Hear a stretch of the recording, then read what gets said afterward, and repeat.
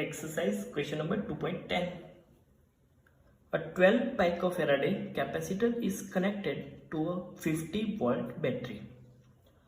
How much electrostatic energy is stored in the capacitor? Capacitor है जिसका capacitance 12 पाइकोफैराड दिया हुआ है, उसको अगर 50 वोल्ट बैटरी के साथ कनेक्ट किया जाए तो उस कैपेसिटर के अंदर कितनी इलेक्ट्रोस्टैटिक एनर्जी स्टोर होगी वो फाइंड करना है। तो इलेक्ट्रोस्टैटिक एनर्जी ऑफ कैपेसिटर का इक्वेशन है E equal to 1/2 CV square equal to 1/2 QV equal to Q square by 2C। लेकिन यहाँ पे हमें कैपेसिटेंस एंड पोटेंशियल दिया हुआ है, इसलिए हम डायरेक्टली यूज करेंगे 1/2 CV स्क्वायर। C दिया हुआ है 12 पाइकोफैराडे मतलब 12 इंटू 10⁻⁻12। V दिया हुआ है 50।